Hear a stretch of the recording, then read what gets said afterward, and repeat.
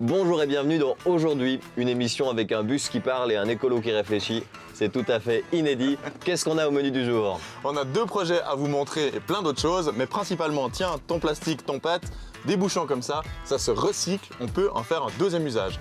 Et puis encore mieux, on va vous montrer comment renouveler votre garde-robe tout en faisant de la place dans les placards. Très bien. Et notre bus aussi a des trucs dans les placards. Qu'est-ce qu'il y a au menu du jour, Greta? Notre journaliste Marie Romanence nous emmènera dans le temple du Lego. Et on retrouvera l'humoriste Thomas Wiesel A+ dans le bus. Quel enthousiasme. Ça fait plaisir. Bah vas-y. Ah, ouais, bah oui. Bon, allez, c'est parti dans cette émission.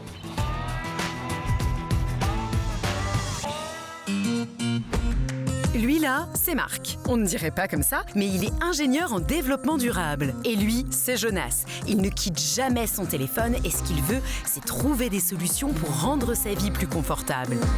Ensemble et à bord de leur bus solaire 2.0, ils parcourent la Suisse romande pour rencontrer celles et ceux qui améliorent nos vies, pas demain, mais aujourd'hui.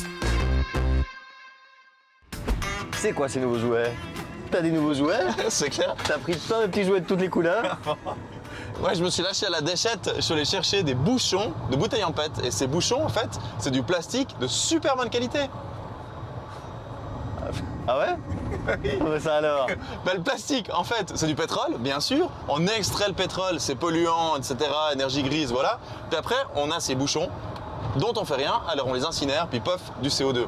Du coup, on va voir Riplastic, c'est 2 jeunes, Grégoire et Nicolas, qui utilisent ces bouchons pour en faire des objets très cool et on récupère cette matière de qualité.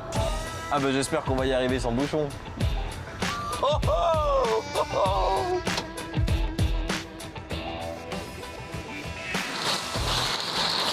Ça pèse une tonne, ce T'as truc. une de ces classes comme tu portes ça. Ouais, je te remercie. Salut les gars. Très classe. Bonjour. Allez, on met ça là. On a du matos pour vous. Ah, cool. Salut. Salut. Tu vas bien? Nicolas. Cool. Enchanté, Salut. ça va et toi? Bien. Salut, Jonas, Nicolas. santé. Enchanté. Salut. Jonas, qu'est-ce que vous allez faire de nos petits bouchons alors? Eh ben, vos bouchons, on va d'abord les broyer pour les transformer en petits granulats comme ça. Ensuite, on va les Comme ça, là nettoyer exactement comme ça. Ça, c'est que des bouchons, ça? Ça, c'est que des bouchons, ouais. Donc, on les broie, on les nettoie, on va ensuite les sécher, parce qu'il faut éviter qu'il y ait trop d'eau. Et puis, après, ça devient vraiment notre matière première avec laquelle on va créer des nouveaux objets. On en fait toutes les choses que vous voyez là, des peignes, des dalles, des sous-verres, des coques d'iPhone aussi, On peut me faire une coque d'iPhone, on peut essayer? On peut. Concrètement? Avec ça là? Avec ça là. clairement. En plus, il y a du orange et du bleu, c'est le logo de l'émission, c'est bien. C'est beau. Alors, je mets ça où? Dans le hopper qui est On là. peut y aller, c'est allumé là. Vous pouvez y aller, ouais. Ça va comme ça là? C'est parfait comme ça. Tu mets un peu en pression pour que le plastique il chauffe. Voilà.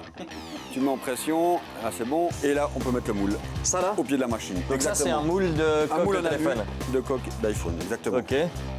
Faut enlever. Prends des gants. À 2 doigts. On dévisse dans l'autre sens. Ah bon, c'est technique aussi, hein. Un peu. Donc là, je tire là-dessus là. Exactement. Tu te pends après. Carrément. Voilà, c'est beau. Là, on est bien. Et là, c'est tout rentré dans le moule là. Ça, c'est tout rentré dans le moule. Exactement.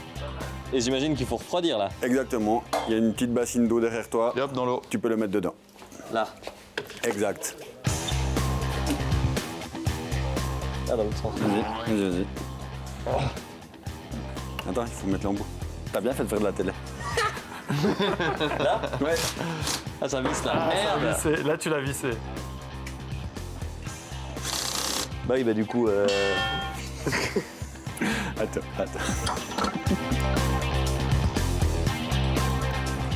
Donc vous mettez 1h30 par coque d'iPhone en fait, c'est ça? Ah ouais. Pas mal. Là, il y a notre bleu. Il y a quoi ça fait? Il y a notre orange Il y a de là? l'orange Oui, là, aussi, un peu là. ouais. C'est lisse. Ah ouais, c'est super lisse, hein. Puis votre logo là. Il y a notre logo Ah et ouais. le 100% recyclé en bas. Joli. On peut l'essayer sur le téléphone, voir On si peut ça l'essayer match. sur le téléphone. Ah, trop cool. Pas mal. Et ça vaut combien ça? 19,90 Sans le téléphone. sans le téléphone. Ouais. Et avec ce prix-là, vous pouvez offrir un peigne à Marc. On le fait Ça lui ferait très du bien. volontiers. Ça ouais. nous ferait toutes et tous beaucoup de bien. On lui offre seulement si on peut aller voir le bus. Magnifique. On a un truc à vous montrer justement dans le bus. Excellent. Vous venez? On y va. T'as choisi ton peigne? Ouais, vous regardez. Bon les gars, mettez-vous à l'aise, on a un truc à vous montrer. Greta sert les bières. C'est classe, non? Et il faut que vous regardiez la télévision. Greta, la TV. et vous vous connectez avec Marie. Marie, Ouais, c'est bon, je Marie. Oui, je joue au Lego, mais c'est pour le boulot, hein, parce qu'en fait, ici, on est à Legocation, à Nuvili. On est dans le temple du Lego, on est dans un paradis des passionnés, et surtout, on est dans l'antre de Christophe, qui a monté ce magasin il y a 2 ans. Et je sais pas trop combien de milliers de Lego il y a ici, mais j'ai surtout envie de savoir d'où ils viennent.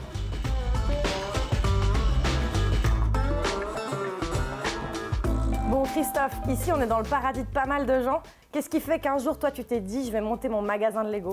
En fait, c'est des problèmes de santé, c'est l'amour du Lego, j'en ai toujours fait. Un divorce, les gamins qui aiment bien les Lego, t'achètes du vrac, t'emmagasines beaucoup de pièces. Ouais. Et puis après, c'est un problème de place, quoi. Tu prends un local, tu dis à tes potes, venez, j'ai des pièces, et puis de fil en aiguille, t'en as toujours plus. Et puis... C'est ça. Et alors, on peut savoir combien t'en as? Ouais, alors, j'en ai, je pense, 3 et 5 tonnes. En tout cas, au magasin, il y en a en tout cas 3 tonnes. Et puis Ok, donc tu comptes en tonnes. Il y a des gens qui comptent en pièces et toi, tu comptes en voilà, tonnes. exactement, quoi. Ok. Et moi, on m'a dit que tu faisais du sur-mesure. Je me dis qu'on pourrait essayer de construire un truc ensemble. Ouais, alors, avec grand plaisir. Ok, super, c'est parti.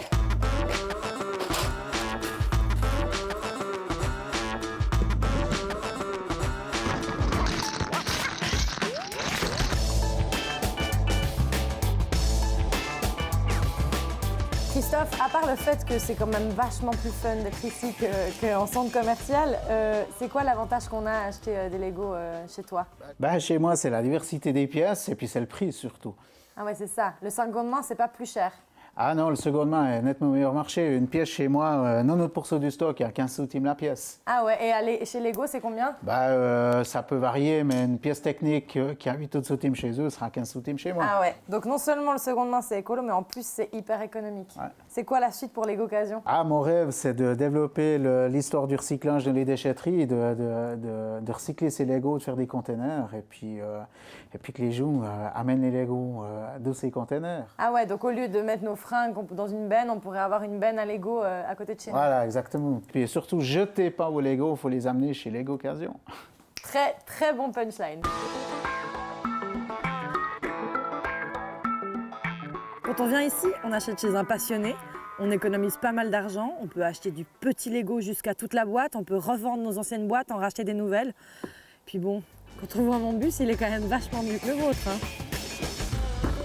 On a une petite tablette, on a déco intérieure, on peut se poser pour boire un verre, on a un siège arrière rétractable. Il est tellement bien pensé.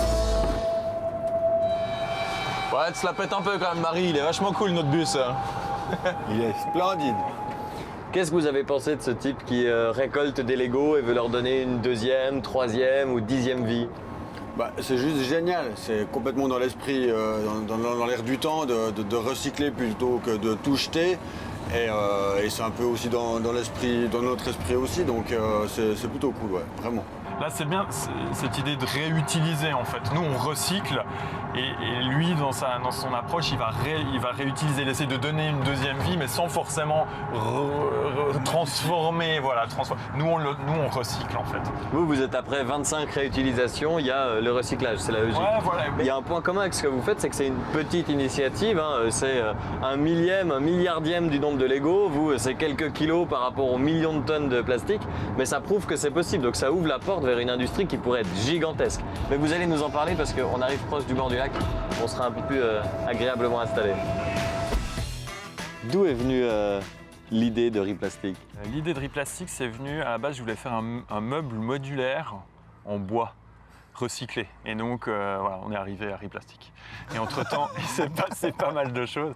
Et notamment parce que j'en ai parlé à un ami qui me disait « Ah, mais fais pas avec du bois, fais avec du plastique, ça fait plus sens. » Et puis, voilà, donc j'ai commencé un peu à me renseigner.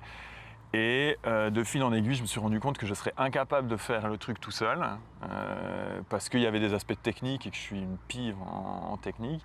Et donc voilà, j'en ai gentiment parlé à Nicolas en me disant ah, il va peut-être trouver ça sympa. Puis il a dû me répondre dans les 5 secondes en me disant c'est cool. Et puis voilà. Et du plastique, pourquoi les bouchons?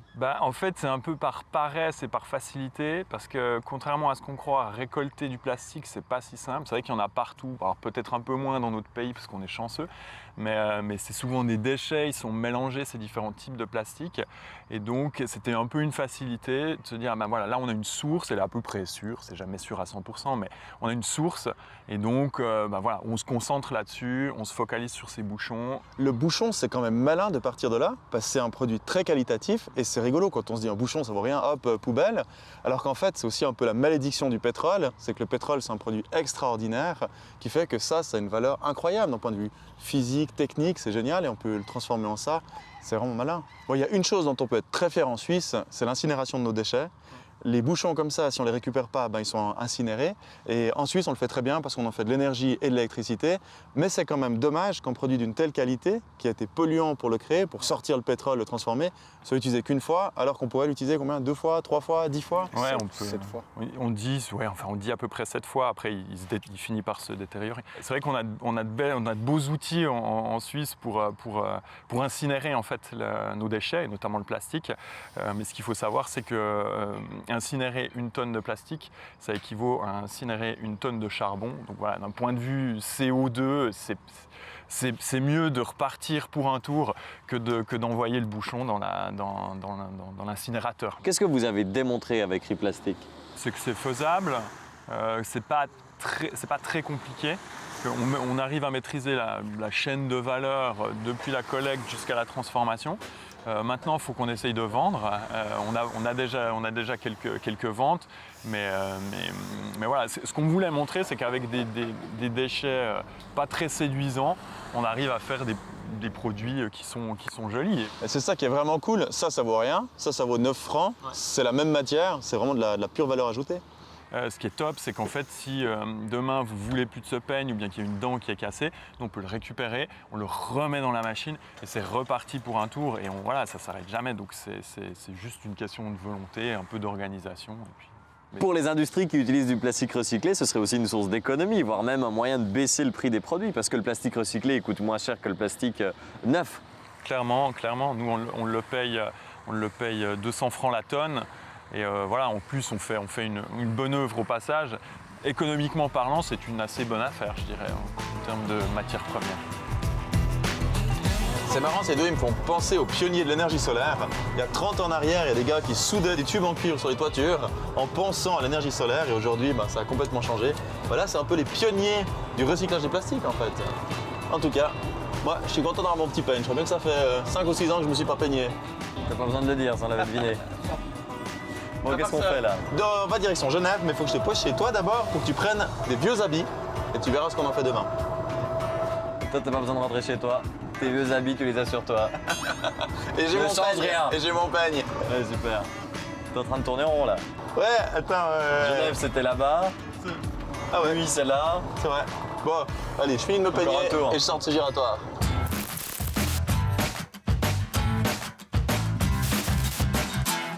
Putain, c'est chaud. T'as vu? Le WWF dit que 50 à 60% des vertébrés ont disparu en 60 ans. Ouais. Salut, ça va les mollusques? Putain, il est con ton frangin?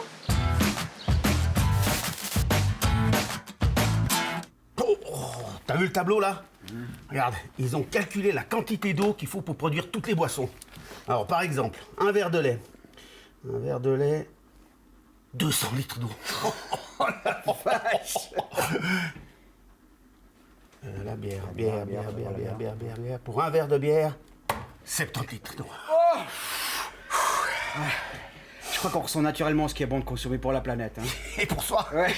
Allez, santé. Il paraît que le meilleur geste écolo, c'est de pas faire d'once. Non. Le meilleur geste écolo, c'est de pas faire d'adultes. Ah bah. Et c'est quoi ce point de rendez-vous là? Ah, t'inquiète, je t'explique. Tu peux pas se trouver à la gare comme tout le monde? Ah, t'as pas oublié de prendre tes fringues, cool. Je me demande bien pourquoi d'ailleurs. En fait, on va parler de fringues parce que souvent, quand on parle de petits gestes, de développement durable, on pense à la nourriture, à l'agriculture biologique. Mais l'agriculture du coton pour faire les habits est une des plus polluantes au monde. ça vaut la peine d'essayer de consommer un tout petit peu moins d'habits si possible. Donc on va dans un camp nudiste. Non, tu as quand même le droit de porter des habits, c'est pas interdit. Ah. Mais l'idée, c'est que tout le monde achète beaucoup d'habits juste pour pouvoir changer de temps à autre, avoir toujours le dernier habit à la mode. Mais on pourrait imaginer un espèce de mobility de l'habit où on se passe les habits comme ça. On a besoin d'habits de sortie, on va en chercher, etc. Donc le troc des fringues, quelque chose de très nouveau. C'est Simon et Isaac qui ont inventé ça à Genève, ça s'appelle Sipi. De pouvoir changer ma chemise délavée contre une autre chemise délavée. Tu peux changer ce chouette polo, par exemple, contre une chemise. Il est vachement bien ton polo d'ailleurs. Touche pas, il va perdre de la valeur. Attends.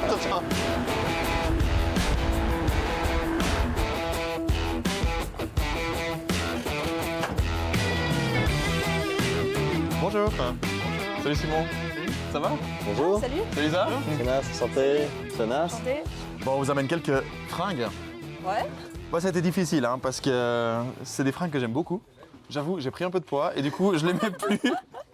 Voilà, ils sont trop petits, ils sont devenus trop, ils ont rétréci à la machine. Comment ça se passe ici alors? On donne les habits? Vous nous donnez les habits, ensuite on va les compter et les trier. Ok. Et on vous fait une carte sur laquelle on note le nombre d'habits que vous avez amenés. Et ensuite, c'est cette carte-là qu'on utilise comme de l'argent pour acheter autre chose ici. Ouais, c'est ça. Donc en fait, sur la carte, on va noter le nombre d'habits que tu as amenés. Et ensuite, un habit amené, c'est égal à 1 point sur la carte. Et ensuite, tu peux reprendre des habits aujourd'hui. Et s'il reste encore des points, tu peux revenir à un autre événement, reprendre des vêtements. Et il faut acheter quelque chose? Il faut payer quelque chose? Alors ouais, tu payes quand tu déposes des vêtements, Ok. c'est 10 francs. Pour participer en fait. Pour participer, ouais. Pour vraiment déposer les vêtements et ensuite tu peux reprendre sans payer. Bon, j'ai 20, donc ça fera 10 francs par personne. Ok. Grand seigneur, grand seigneur. Merci. Alors je te laisse Trop mettre bien. les habits là. Merci. On doit mettre notre nom là ou Ouais. Parfait, vas-y. Nom, prénom. Voilà. Donc ici, on fait un tri. Donc on va pas prendre tout ce qui est taché, troué ou trop pluché et tout ce qui est publicitaire, genre les t-shirts de staff, staff paléo aux courses de l'escalade. Ok. Donc c'est maintenant que je vais marquer des points ou pas sur ma carte, en C'est fonction ça. de ce que vous sélectionnez C'est ou ça. pas. En fait, d'abord, on regarde la qualité Ok. et après, on compte tout ce qui est correct et on le note sur la carte. Et que ce soit un truc de grande marque ou que ce soit un truc de fast fashion, ça compte pas. Ça compte pas. Tout est un point. C'est un point, un point. Un Ok. habit, un point. Ça marche. Mais comment tu fais pour le lavage après? Ok, ceux-là ils sont bien. Alors nous, on demande aux gens de laver les habits avant de nous les apporter. Ah, ils Bien perdent des sûr. points Le simplement. but, c'est que ce soit prêt à être porté par la personne qui va acheter. C'est ça. hein. Bon, donc là, on a 1, 2, 3, 4, 5, 6 points. C'est juste 6 sur nos points. cartes. C'est juste. Et il y a des trucs pour les garçons aussi, parce que je vois quand même beaucoup d'habits de filles là. Alors, il y a beaucoup plus d'habits de, disons, typés taillés femmes, parce que il y a beaucoup plus de femmes qui viennent au troc, c'est à peu près 90% de notre public. Ok. Donc, Et où sont les 10% de garçons là? Ils sont derrière vous, on a, Ok. on a Là-bas, deux c'est ça? tables et un portant, voilà. Très bien. On va aller voir ça. On va les visiter. D'accord.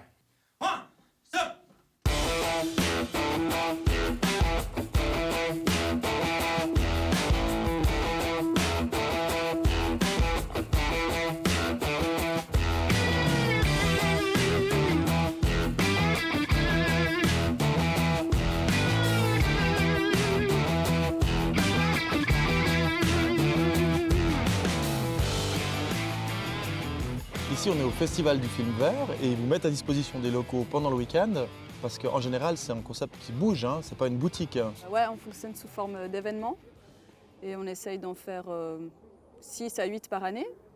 Et ouais, on essaye toujours de trouver des salles un peu dans des endroits différents pour faire connaître aussi un peu des lieux peut-être culturels, comme ça. Quand on dit seconde main, on a un peu l'impression de se dire « Ah, mais c'est des habits troués, vieux », alors qu'en fait, c'est pas du tout le cas. 70% de nos habits sont pas portés souvent dans les armoires, on les achète, puis on se dit « Oh, finalement, pas trop, hop », on les remet dans l'armoire et ils sont comme neufs. hein. Simon, qu'est-ce que tu penses des habits qui sont amenés ici? On a l'image du vide dressing dont on pourrait profiter, on amène un truc pourri pour essayer d'avoir un truc cool. Qu'est-ce qui est troqué? Quelle est la qualité de ce qui est troqué ici? Eh ben, on a eu une sacrée bonne surprise quand on a lancé le premier événement, parce que c'est vrai que tout le monde nous disait « Ah, mais les gens ils vont vous amener n'importe quoi pour profiter ». Alors déjà, il y a un biais logique, parce que si tout le monde amène des habits pas bons, ils ne pourront pas prendre des choses bonnes en retour. Et surtout, c'est totalement l'inverse qui s'est passé. Les gens ont vraiment, comme Isa, en fait, se sont dit « Moi, j'ai des habits que j'aime bien, j'ai une certaine sensibilité avec, j'ai pas forcément envie de les donner sans savoir ce qui va advenir du vêtement, j'ai pas forcément le temps de les vendre. Et du coup, en fait, de pouvoir les échanger, même si c'est indirect, vraiment cette notion d'échange plaît beaucoup et vraiment sort une gamme d'habits de très bonne qualité, je trouve, des armoires. On parle souvent du fast fashion comme si c'était négatif de changer souvent sa garde-robe. En fait, c'est pas négatif du tout de changer souvent sa garde-robe. Le problème, c'est d'en acheter à chaque fois des nouveaux. Mais si on vient chez vous plusieurs fois par année et qu'on change sa garde-robe, écologiquement, il n'y a pas de problème. Exactement. C'est ce qu'on a appelé une surconsommation éthique. La surconsommation éthique. On a toujours des nouveaux habits, mais écologiquement, ça tient. Sans impact, en fait. On surconsomme, mais sans aucun impact. Mais c'est vrai qu'il y a des gens qui nous ont dit quand même qu'ils n'allaient plus acheter d'habits neufs. Enfin, qu'ils ne vont plus acheter d'habits depuis qu'on a commencé Sipi. Ah ouais? Ouais. Et puis là, il y a il y a quand même 13 000 habits qui nous ont été amenés. Donc, pour replacer le chiffre, on est 2 étudiants. On a lancé un projet un peu comme ça, juste motivé par des convictions, mais 13 000 habits. Il y a une demande. Il y a une demande, mais c'est surtout qu'il y a beaucoup d'habits en trop. Ça, c'est un peu l'évidence. La fabrication d'habits, ça a quand même un impact environnemental qui est important. On ne la voit pas trop parce qu'elle est souvent pas chez nous, mais plus ou moins 10% des pesticides utilisés dans le monde, c'est pour la production de coton pour les habits et pas pour l'agriculture de ce qui se mange. En t-shirt, je crois c'est 2500 litres d'eau, en jeans plus ou moins 10 000 litres d'eau. Enfin, c'est des chiffres qui sont vraiment très importants. Là, vous mettez vraiment le doigt sur quelque chose qui a un impact immense. Économiquement, c'est intéressant aussi, j'imagine. Disons que, ouais, parce que c'est vrai que les gens, ils peuvent venir chez nous, ils payent 10 francs pour nous amener maximum 20 vêtements. Mais après, ils ont accès à... Bon, là, on a 6 000 habits en stock. On en amène un tiers durant les événements, ce qui fait déjà beaucoup d'habits. Ça compte dans le budget, ouais. C'est une grosse économie qu'on peut faire. Oui. C'est rigolo, tout à l'heure, je voyais une certaine frénésie. Chez les gens, ils arrivaient, puis ils disaient « Ah, j'ai envie de vite déposer mes habits, puis vite aller voir ». On retrouve la même chose qu'on trouve dans des grandes marques comme ça, où les gens sont un peu tendus d'acheter. On sentait que se dire « Ah, mais tout d'un coup, j'ai accès à tous ces habits pour 3 fois rien », et on sent l'excitation, quoi. Ah ouais, ils sont taquets. Quand ils vont voir tes polos, ils seront sacrément déçus. Toute cette excitation pour un polo trouvé.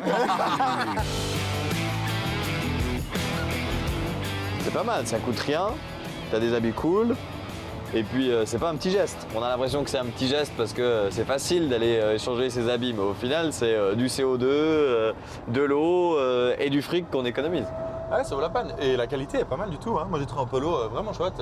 Et s'il y a 2, ils arrivent à faire comme ça déjà 13 000 fringues, c'est qu'il y a une demande de malade. Il y a un potentiel là-dessus qui doit être incroyable. Énorme. Faut que les gens s'y mettent. Les people, par exemple. Greta, d'ailleurs. People, t'as quelque chose pour nous? C'est l'histoire d'un humoriste dans un métro. Le portrait en mobilité douce de Thomas Wiesel. On regarde ça. Ça me parle, la mobilité. Lundi, c'était la journée mondiale contre le cancer. Et un grand succès. Moi, ça m'a convaincu, en tout cas, je suis contre le cancer. Non, vraiment. Non, pas un grand fan. Est-ce qu'il y a des gens pour le cancer dans la salle? Ça existe, hein? Ça existe. Le patron de Roche, par exemple, oui. Faire rire pour réfléchir. Tel est l'adage de l'humoriste roman le plus en vue, Thomas Wiesel. Car oui, c'est avec une certaine vision anglo-saxonne de l'humour qu'il fusille l'actu. La responsable communication de Genève Aéroport a déclaré « Si vous n'avez rien à faire à l'aéroport, n'y venez pas ». Un message important pour tous ces gens qui, quand ils n'ont rien à faire, vont à l'aéroport. Un artiste engagé est déjà bien habitué des plateaux télé, des studios de radio et bien sûr de la scène. Thomas s'exporte même au-delà de nos frontières helvètes en participant au plus populaire des programmes de nos voisins français.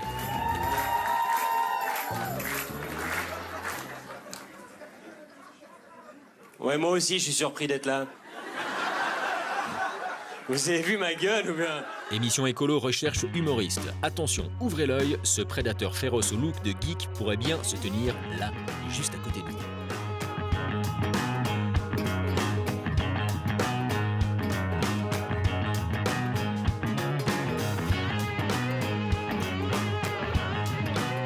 Je suis dans le métro, je vais au travail, comme beaucoup de gens. Je prends le métro pour aller bosser. J'essaie d'écrire des blagues parce que je suis un peu à la bourre. Puis ouais, j'aime bien parce que je peux travailler, vu que je ne dois pas m'occuper de la conduite. Dans le métro, personne ne s'occupe de la conduite de toute façon. Donc...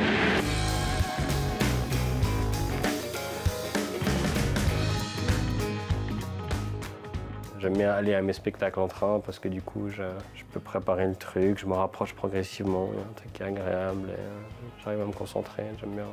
À Lausanne, je vais partout à pied presque, sauf si je suis en retard. Et puis un truc de conscience qui est agréable, on se dit qu'on a un impact un peu moindre que certains autres. Et moi, comme avec le travail, je suis parfois obligé de prendre l'avion quand même plusieurs fois dans l'année. Je me dis que si le reste du temps, j'arrive à compenser un petit peu en étant moins vorace en énergie, pourquoi pas. J'essaie de faire un peu attention à différentes choses dans mon mode de vie. Je trie les déchets. J'essaie de faire attention où je mets mon argent, quelle banque, etc. Et j'essaie de faire en sorte que mes actions aient un impact écologique moindre.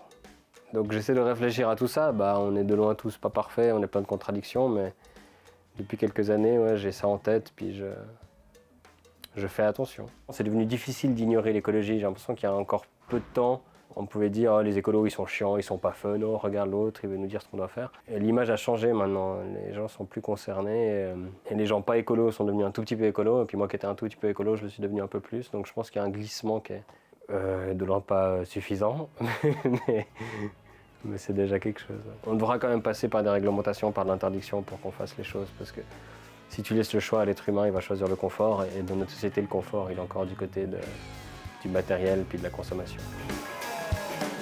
Semaine prochaine, on va voir comment fabriquer des habits de sport avec des matériaux biosourcés. Souvent, les matériaux de sport, c'est des fibres synthétiques, chimiques. Et bien là, on va les tondre des alpagas à la montagne. Ça va nous faire voyager, ce sera bien sympa. Et voir comment on peut faire des habits avec ça. Et on va aussi parler un petit peu de luxe, comment des millionnaires agissent de façon responsable. Des alpacas et du bling bling, c'est la semaine prochaine dans Aujourd'hui.